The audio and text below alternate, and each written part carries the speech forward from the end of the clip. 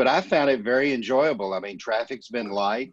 I work from home most of the time anyway, so it wasn't a big change for me in that respect. And I think it's given people a little bit more appreciation for what you don't see every day in your rush. So it's been tragic in the losses, but. Absolutely.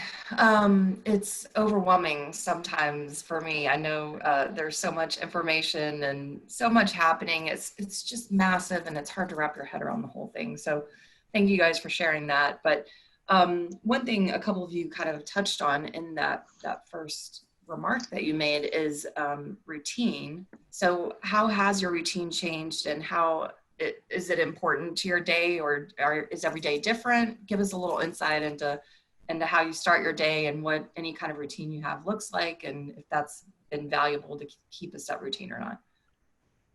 Well, I'll go ahead and start with this. I have a morning routine. It's long. It's about 3 hours. I used to get up around about 5 after 5, start my morning routine, leave the house around 8:15 to 8:30.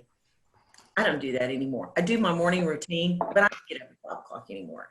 I sleep another hour. I still do my morning routine because that's important to me to get my mindset right for the day. And it involves journaling, it involves some meditation, and it involves exercise. Plus, while I'm getting ready, since I don't have any kids around the house anymore, I always listen to podcasts that I can learn from to help generally my business or to help train throughout the day. So that routine I kept. That was really important because the rest of the day was off.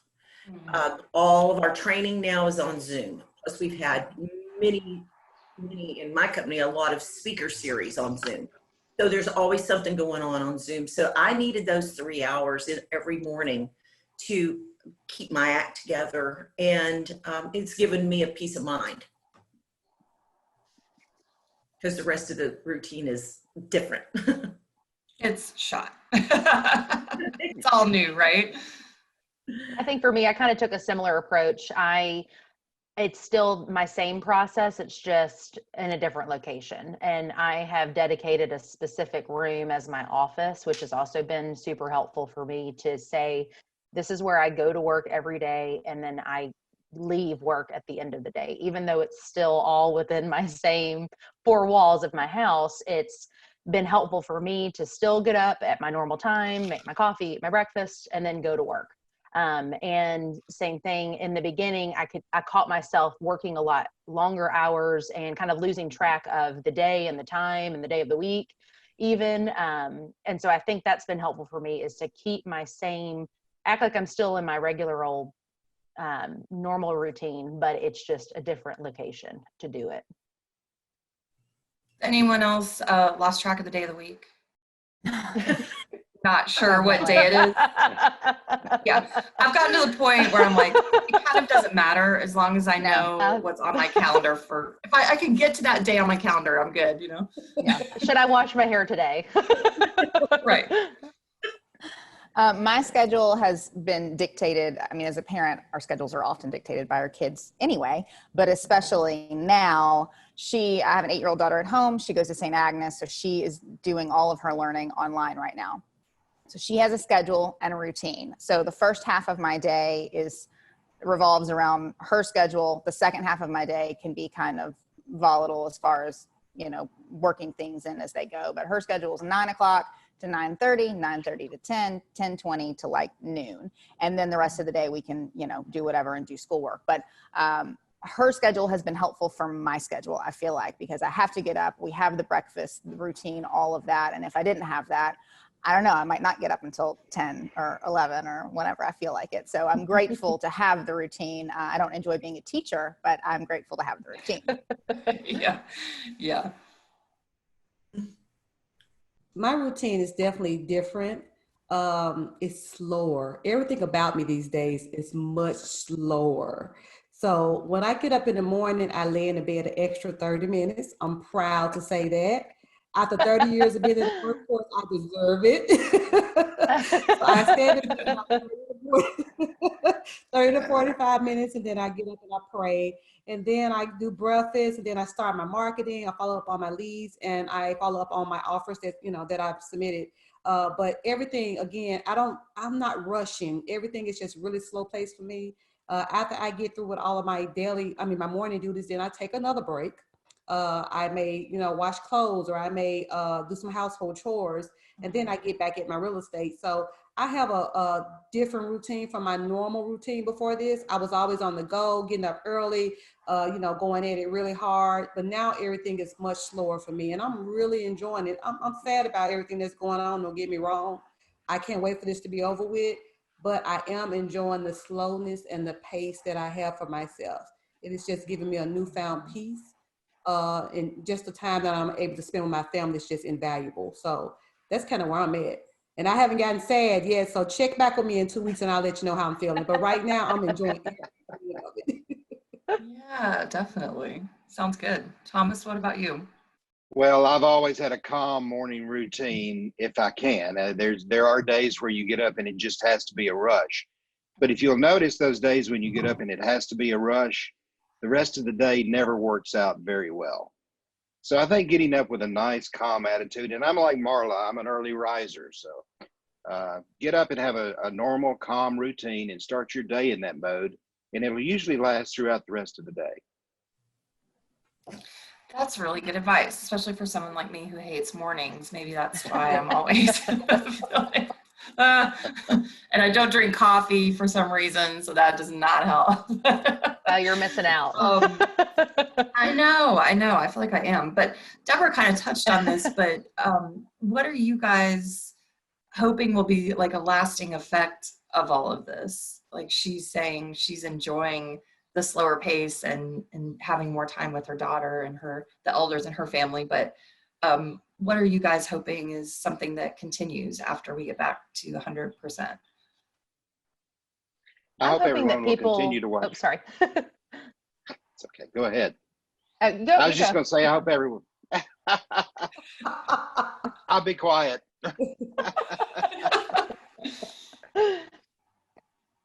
Oh, I was just going to say that my hope is that everybody really kind of continues seeing. I think most of us have now realized what we didn't need in life, and we've now kind of gotten back to basics a little bit. And so I hope that continues, that need for more, and that constant drive. I mean, we all are driven people, and I hope that those things are still there, but I hope that we have all taken a moment to really appreciate family time. And I think I told you guys yesterday that radio was saying that we've all gone back to the 1950s, that we sit down for dinner with our families. And I hope that sticks around, because that really has been nice. Yes. Well, I hope everyone continues to wash their hands. I think that's a fantastic thing. Me too. That people are nicer. I think people are, everyone feels like we're in this together, and we are, but I'm feeling that energy when I go to the grocery stores or when I'm out and about. People are just nicer. So I'm hoping that continues on. Yeah, definitely. Just in time for the holidays, right? When we get back to normal, it'll be interesting to see what the holidays are like this year too. Yeah, for sure. Yeah.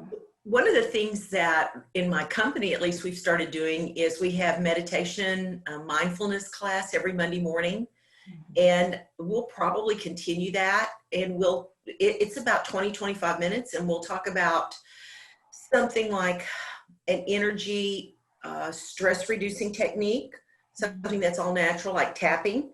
And then we'll do an exercise, or we'll have a meditation, like a little 10 or 12 minute one for a stress reduction. We do a lot of meditations on gratitude. And I think we will probably continue that. It's a great reminder for everybody what's important in life. And we participate as a company, and we'll probably continue to do it with Zoom. But that would be fun. Definitely. Amanda, Marla, what that's about? a great point. Oh, I'm sorry. Go ahead. Oh, no, I was just going to check in with Amanda and see what she's. I mean, one of the things that I hope stays personally is cooking. I'm cooking a lot at home. Never was my thing, just not my jam. But now I cooked steaks last night for the first time in my whole life, and they were good. I'm really enjoying cooking. Cameron is cooking with me. It's a good time for everybody to just stop and get off their devices, because that's one negative thing that I have found come out of this, especially with school device all day, every day. I looked at the stats on the iPad and the phone for how long we've been on the screen over the last several weeks, and it's, don't look at it, just don't. But I hope that it's a good time to stop and get together, and, you know, it's kind of like math and, you know, home ec a little bit. So I feel like we're learning, but I hope that the cooking stays around. Working out, I've been doing that every day, which I did before, but not every day. I hope that that sticks around. And like Deborah said, and April, things are just a little slower, and I appreciate that, and I kind of needed that. Yeah, I did. definitely. So Marla was talking about her Monday meditation. What tools or what things have you guys found that just in the past couple of weeks that are maybe new to you, or like doing your sessions via Zoom is new, but what other things have you found that are helping you kind of cope with this situation?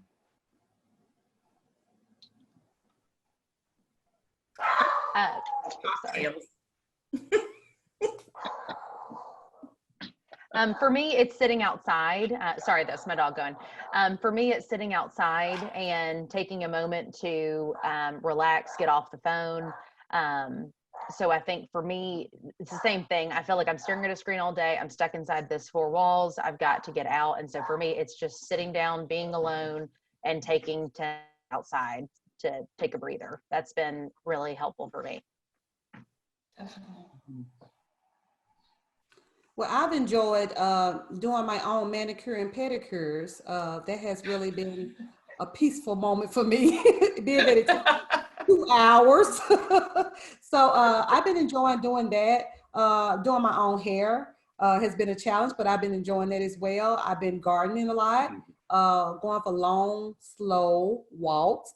So I've just been kind of making the best of it, you know, from hula hooping with my daughter to cooking with her to doing mock interviews. We've done a few mock interviews with her just to kind of get her ready for, you know, the real world. So things like that, just getting creative. I want to come stay with y'all. Sounds fun. Oh, it's a lot of fun. It's a lot of fun right now. Mm-hmm. Amanda, you're working out every day, but how are you doing?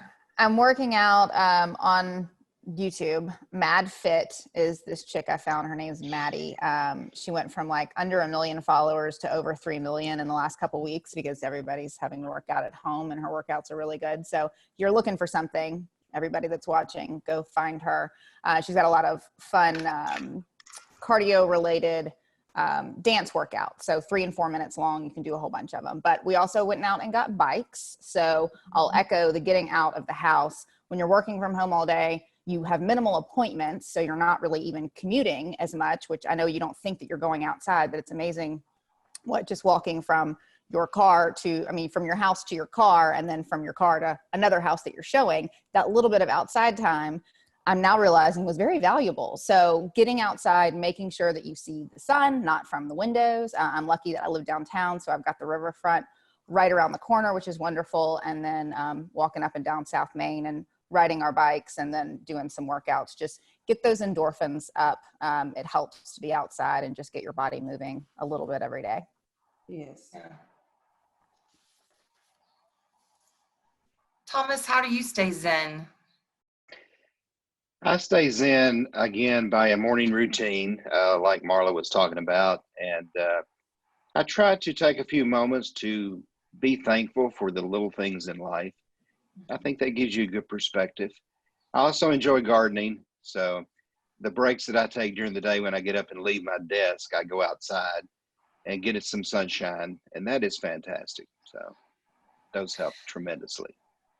Yeah, I think everyone's kind of touched on getting some time outside. And I think that is really important, especially with, I think Amanda was saying earlier, there's not a break now between your home and your office, unless, or maybe April was saying it, you know, I'm in a different room than I normally am for the rest of my living, but I'm still in the same space. So it's, it kind of helps break that up a little bit too, I think, in your mind, if you can do that.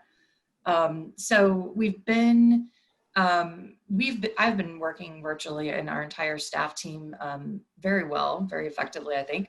But since March 13th, so we're going on 2 months. And I said out loud to someone the other day, oh, well, I'm working at home for the next month. And I was like, I'm working at home for the next month. Like, oh my gosh, that's hard to wrap your head around. So are you guys starting to feel like a sense of fatigue with whether it's the whole situation, news, information coming at you, new technology, like all the Zoom meetings, like, are you starting to just kind of feel like just any fatigue from it all? Is it just me? No, it's not just you. No. I actually had to take a break from the news because I found myself looking at the numbers too much, and it started taking control of my day because I would be so stressed out and worried, and just over the top with it with my family. Hey, make sure you do this. I was getting on everybody's nerves, so I had to kind of take a break from it. And since I maybe look at the news twice a week now, I'm feeling better and more optimistic too. So I think sometimes we just have to step away, take a break from the news. We know what's going on around us, and we want to be, we want to be connected at the same time, but you got to take a break from it and make sure that you're keeping your mental health clear. What passes for news today is not exactly, if Thomas could probably vouch for this, is not exactly what passed for news when we were much younger. And so I had to give up news just because it was always, the more gory, the more the readership or the more people listen or watch, or the sponsors, the better sponsors, whatever. I just gave it up about 20 years ago, and people thought, no, you're just sticking your head in the sand, you're not paying attention to anything. Let me tell you, that changed my life. I'm still in touch with the things that I need to be in touch with for my business and for my family via other outlets besides TV news. I just gave up, I gave up television. So I have, since COVID, watched more television just because I find myself watching movies and Netflix and whatnot, but very little on the news. And I find my news outlets elsewhere. And guess what? I'm still here. Nothing's happened. I'm a better person, I think, for it. And I live with a lot less drama. Yeah. Because I just think that a lot of it is drama ridden, and I don't know, it just wasn't for me. I gave it up. Yeah. I also do not watch the news, and I have not watched the news for several years. I think I stopped when Cameron was very young because just the world's awful. I can't keep watching this. It's making me panic about my child. So I haven't watched the news in a long time. I also get my news from different outlets, mainly The Daily Show. Judge me or not, but it's pretty accurate most of the time.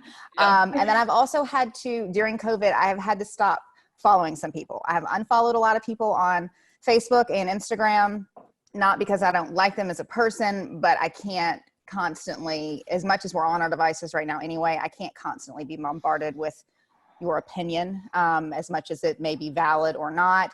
It just affects your psyche after a little while, and you kind of have to remove yourself from some negativity when you're in a situation like this. So I've unfollowed some people or taken breaks from them. On Facebook, you can take 30-day breaks from people. If you didn't know that, go do that. And if I see something that's negative that just maybe messes with my head a little bit, I'm just, I'll see you in 30 days. It's It's not a breakup, it's just a break. It's a break. We're on a break. We're on a break. We were on a break.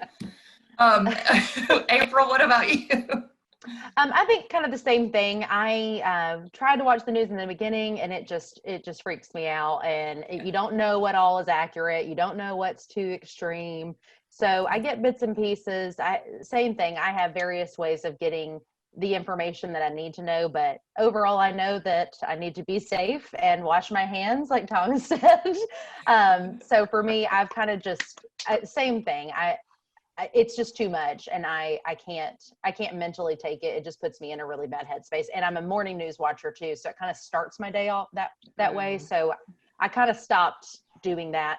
It's probably been about 2-ish years that I've not really been dedicated to watching the news anymore. Yeah, I'm kind of like Marla. I stopped looking at the news years ago, and I'm not a lot of you know this, I'm not a Facebook person. I used to be on Twitter a lot when I lived here before for basketball Twitter, but haven't even been on Twitter in probably 5 years. But Facebook, I mean, I go on to go to the Mar page, and that's about it. I don't ever like really go to my page. So I just get sucked into it all. And at best, it's a massive waste of my time, like because I go down the rabbit hole and spend 2 hours looking at everything. And at worst, it's what kind of Amanda was saying that she's experienced. So for me, that's just something I choose not to spend my time on. And really, I mean, more than ever now, we're all staring at screens all day in a different way. I find more taxing. And so the last thing I want to do when I'm finished working is stare at another screen, even if it's a TV screen. Like I just like want to find other ways. And Brenda put in chat that she's let go of the news as well. She's been listening to more music or reading something that she enjoys. So more examples of how we're kind of going back in time, and we're doing more old school things than we used to, like just sit around and talk to our neighbors. Who would have thought? So it's been really cool in that way, I think. Yeah, right. We talked about that yesterday, just being able to sit and stare at a wall or stare at a tree for 10 minutes, which I think some of us might not have been able to do a couple of months ago. No. Lewis had a question he submitted through the Q&A. Even though Zoom has been a blessing during this time, do you find that it sometimes has gotten to be a little too much, which we kind of talked about, that Zoom fatigue idea. But he says, are you looking forward to being together in person again? Yeah. So maybe that's also a question of, you know, we have this new technology. Do you think, I mean, I think we're all looking forward to being together again, but you guys can talk about that. But also, like, do you think that we'll move forward with a hybrid of using things like Zoom and being in person, or will we just go back to being in person, or what do you guys think?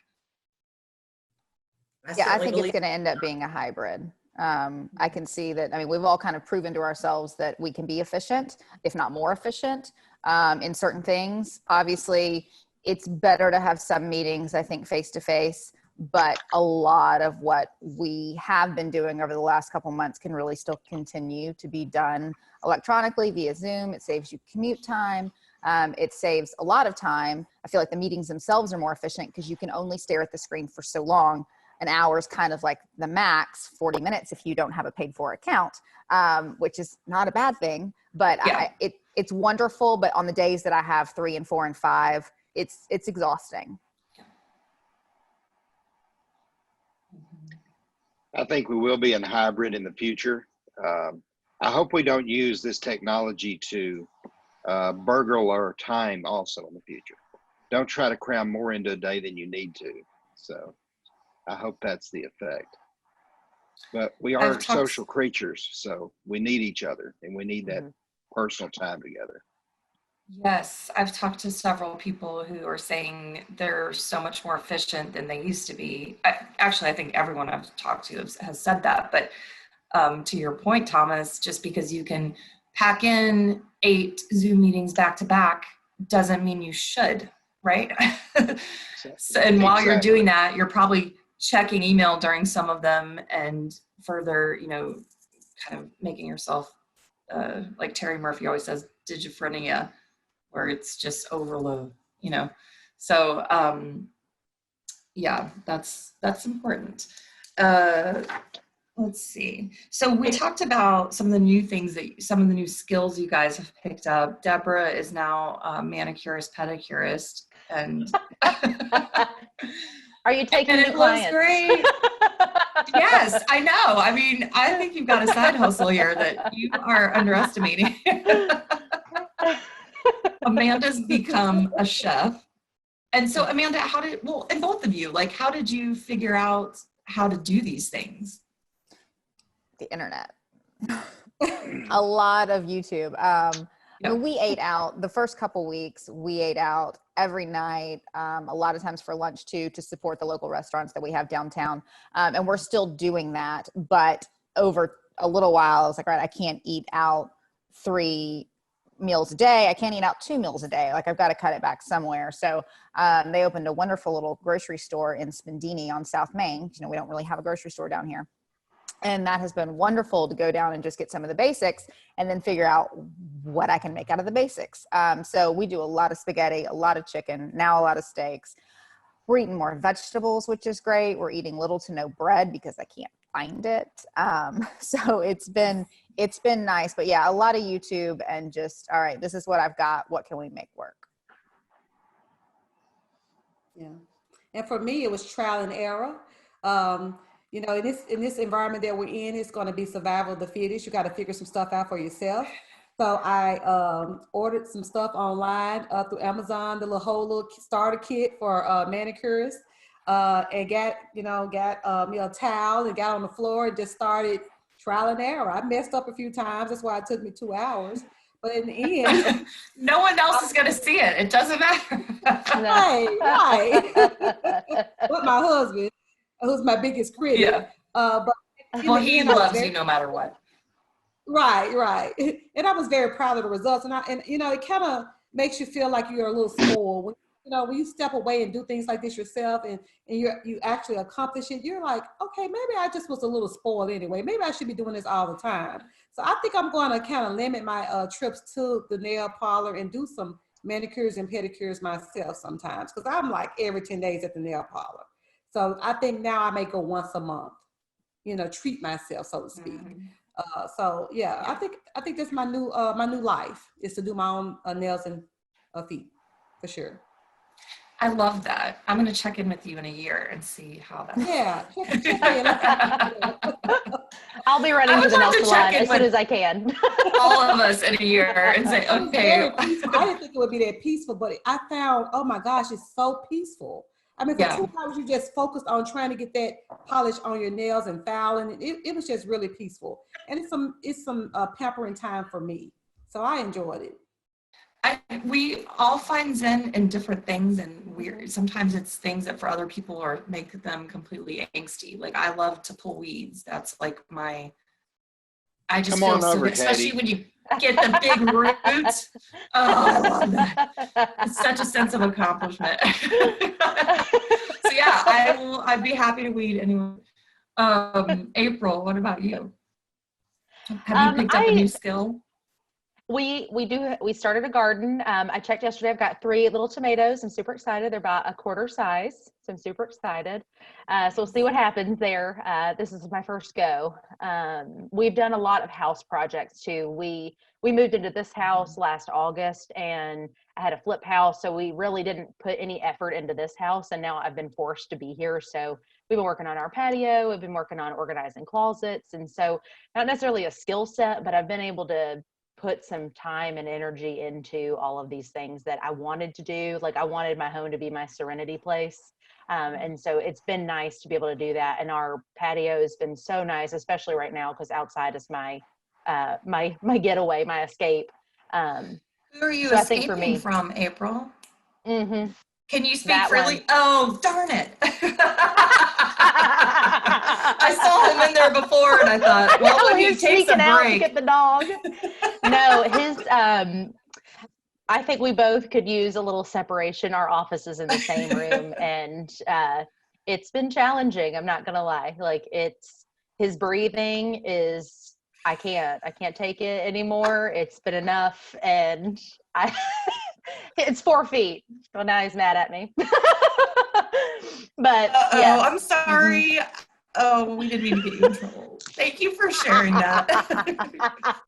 You're so welcome. You're so welcome. How long have you been married? 4 years. And you've never noticed breathing? No, I've never been this close to him for this many hours, for this many days. Normally we have breaks, and he works from home 100% of the time anyway, and he's on WebEx calls all day. It's video chats too. We both have we've got animals running everywhere, so we're sneaking around trying to like move the barking dog. It's been interesting for sure. Yeah. Anyone else have someone else? Oh no, Amanda, you have Cameron in the house, and I have Cameron, a dog, a cat, and a Wes. And Wes is on as many Zoom calls as I am, if not more. He's been working from home, I think really a week before we started working from home. And we are currently at the dining room table right now. I sit at one end, he sits at the other. And is he there right now? Breathe heavily. So yeah, he's here right now. Can't talk freely. He doesn't breathe heavily, but we have the running joke that we have a third person that works in our house with us. Some days his name is David, some days her name may be Sue, but David has a tendency to leave clothes and shoes anywhere, and I don't know what David's problem is, why he can't just walk a couple extra feet to put things in the laundry basket, but David is just not a good coworker. That has helped us mitigate some minor annoyances that we may have learned about one another over the course of the last several weeks. Yeah, definitely. Deborah, how is your husband working from home? Yes. So My how's husband of 20 years, whom I love dearly, is working from home. but okay. It's been You're better than me, Deborah. What the challenge with him is that he disturbs my workflow, because we're not in the same office space, but he'll come in here, bust in here. That's why I have to close my doors. But he'll come in here, hey, what's for lunch? Or hey, I'm about to run to Lowe's. Hey, I'm like, I'm working. Then when I don't answer him, he gets irritated. Are you ignoring me? Yeah, I am ignoring you. So that's the part, I get my workflow going. I'm working on accounts payable, accounts receivable for our property management division, and I got a flow going with that. And he just comes in here like, we're at home, and we are at home, but I'm at work. So that's been a fun part about this. So. Yeah, I mean, on top of everything else, it's a whole other layer, isn't it? Yes. Yes. Well, Rodney put a really good question up here, and I was just thinking the same thing. So we've talked about kind of some of the ways you guys get Zen, and you talked about meditation and being outside and learning new things and being with family and staying more connected to people. But what are you doing for clients? Then you feel, and in the midst of this huge crisis and pandemic, there's trying to buy a house, and I'm sure there's so much more stress involved with that at this time. So what are you doing to kind of keep your clients off the ledge? For me, it's been very challenging. I've had these have been the most difficult deals that I've worked in a long time. Not just because of the pandemic scare, but just because people are expecting to get amazing deals right now.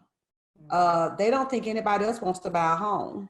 So they're being a little unrealistic when it comes to negotiations. I'm finding that my clients are expecting, $20,000, $30,000 off list, $30,000 rather off list price, just because we're in a pandemic and they think nobody else wants to buy a home. So I'm having to re-educate my clients, spend a lot of time with that, and assure them that people are still buying homes and the market is still hot. So anyway, that's been my biggest challenge, just kind of over communicating with my clients, educating them on, the current market conditions and making sure that they understand we are still in the seller's market. So that's been my big to-do. I think for me, I have tried to I try to be an over communicator anyway. I just want you to know every step along the way, what's going on, where we're at. And so I think for me, I've just tried to be extremely efficient in my communication, make sure that everyone knows where we're at, what's going on, what's needed, what the next steps are. So I think for me, that's kind of been my goal. I think for me, my challenge has been these virtual tours.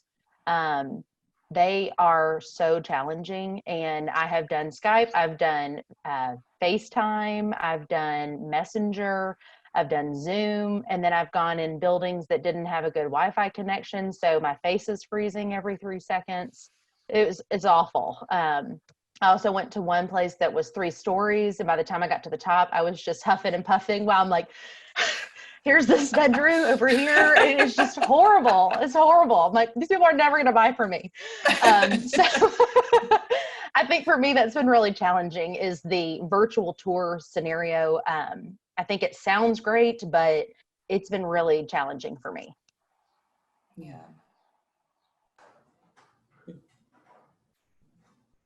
Thomas, what about you? Well, I think it's important in our industry to be the person that is zen and to remain calm even though there's a storm raging inside of you. We are sort of the leaders in the situation. So it's incumbent upon us to be as calm as we possibly can on the outside. And that takes a little practice and a little patience. I've also found that since we are essential, I've had the ability to drive and go anywhere I wanted to.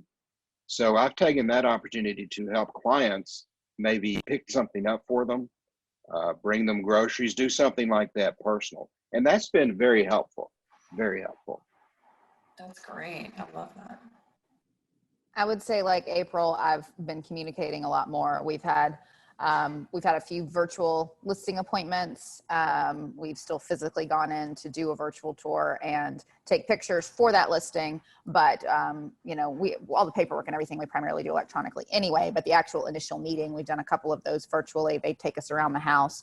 We like to use the Marco Polo app. So April, if you haven't tried that one, that's another one you can add to your repertoire. Okay, I'll try Marco it. Polo's great because it doesn't take up a lot of data on your phone. You don't have to store it, and they can go back and watch it whenever they want. They don't actually have to be present at the time that you're showing them the house. Perfect. So that's helpful. But we've just been communicating more and keeping people up to speed with what's going on. You know, we haven't had a seller tell us we can't come in their house. We have had a lot of sellers say, you know, if you've got gloves, wear them. If you've got a mask, wear it. Try to use hand sanitizer. I've had one house that I was trying to show. They did say no kids could come in the house.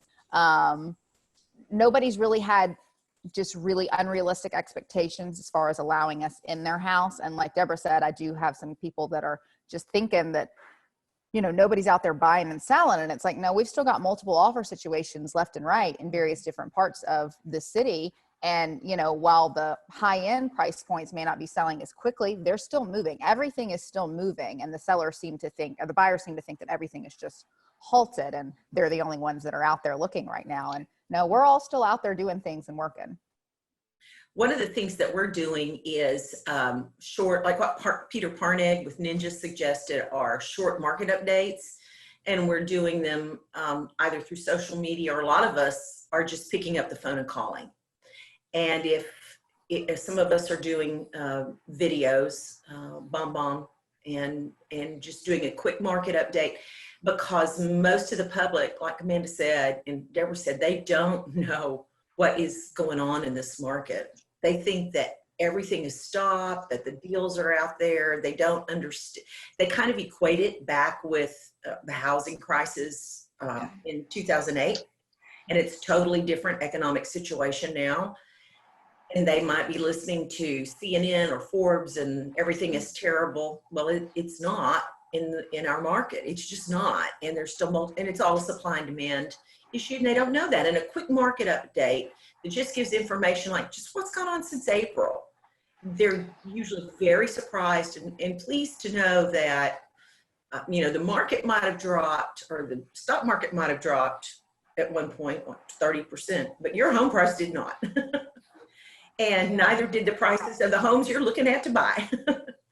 So that's one thing. You know, we're doing the virtual tours, and I'm having classes on how to generate income online, how to do virtual listing appointments, you know, as much as we can. And then when we're in person, we're just very cautious. Yeah, definitely. When you were talking about the market, I was just thinking, and I've said this before, but who would have thought gas would be free and toilet paper would be priceless? You know, I mean, it's so I kind of get where the consumers might be thrown by all of this, because up is down and down is up these days. But that's, I guess, a lasting effect. I'm hoping that you can find toilet paper readily after this. Well, to kind of wrap it up, can we go around and everyone give kind of your like final thoughts, final hope for everyone out there who's listening, or just best tip, whatever you want it to be for your final thoughts, your final word. My final word is I'm praying for everyone and everyone's mental health, particularly because I know everybody's not enjoying this situation, especially a lot of single people who may be at home alone. I know that's really hard. I couldn't imagine not having my husband and my daughter and just having somebody to talk to on a regular. So I'm definitely praying for you guys. But I want to urge everybody to just slow down and smell the coffee. Just slow down, take it one day at a time, take advantage of the situation as far as the time you have, the free time you have, focus on your CMA marketing, get your contacts in your CMA, send them regular emails, gardening tips. I'm just doing all kinds of creative stuff. So just take advantage of the situation and use your time wisely. Thank you. I would say take this time to recognize, like what Deborah did, what you're grateful for, what you're thankful for. And in a time of difficulty, there are always opportunities. And generally out of a time of difficulty comes the greatest growth. I think that can certainly happen in real estate. I think the wave is coming. So the best I think we could do coming out of this is to take the opportunities that we learn from it and keep those to our heart and discard what we were doing that wasn't really so important and might have just been noise in our life. And we don't need that. We know now we don't have to live with it, and we can still be very happy and very productive.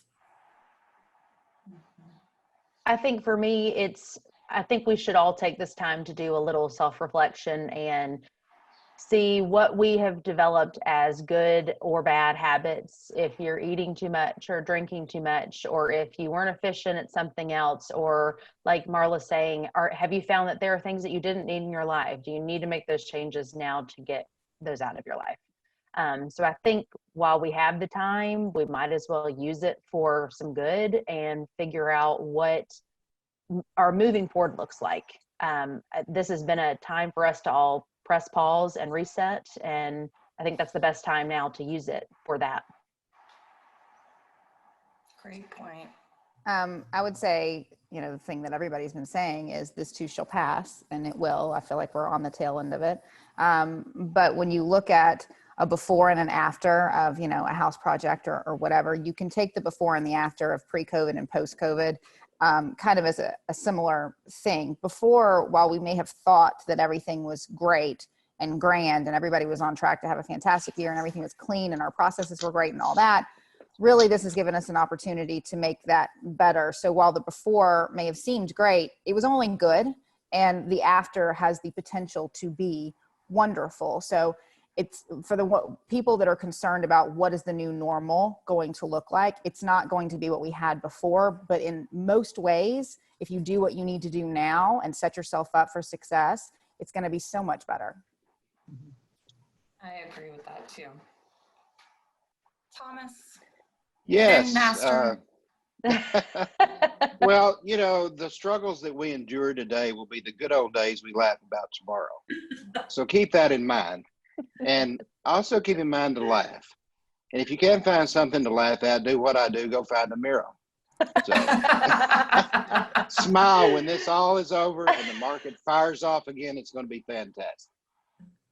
Well, I think that's so true. And perspective is a big thing, right? Like it feels like I said, it's overwhelming some days, but just having the perspective, and like Amanda said, this too shall pass. It's not going to last forever. So in the grand scheme of things, it's going to be a little blip on the radar. But I have a framed quote from Buddha that says, the mind is everything, what you think you become.